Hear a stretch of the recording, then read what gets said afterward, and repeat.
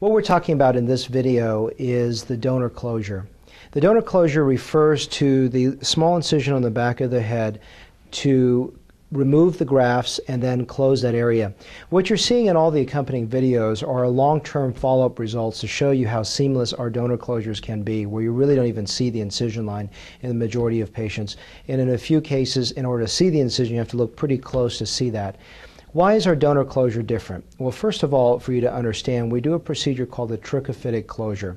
It's a fancy word to explain a procedure that's rather quite simple. What we do is we take the extra time to take about 1/2 millimeter of skin off the bottom lip of the incision, and it allows the upper incision to actually hang over just by a very small margin, that 1/2 millimeter. What that does is it allows the hair to actually grow through the incision line so that you can't see it.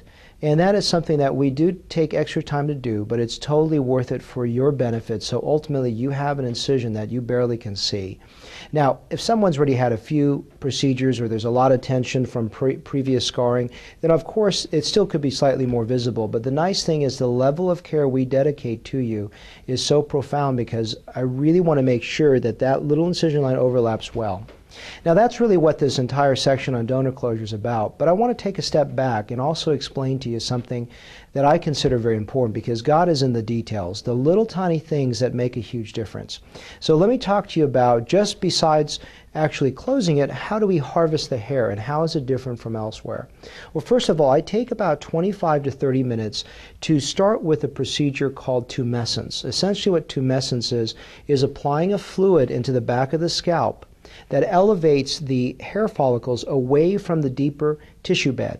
It protects the blood supply and everything down deep, so there's very little oozing on the back. It's a clean removal of the grafts, and that allows you to heal so much faster and without the discomfort level that I've found in a lot of patients having the procedure done elsewhere.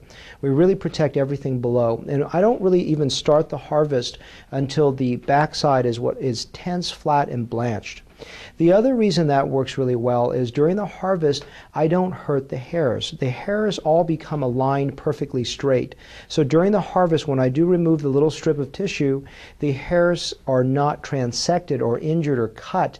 That gets me maximal graft yield. So I'm not sloppy during the harvest. The harvest is an integral component. In fact, I take a long time, almost about 2 hours, to really get that part of the procedure done well. This is not a 5-10 minute procedure.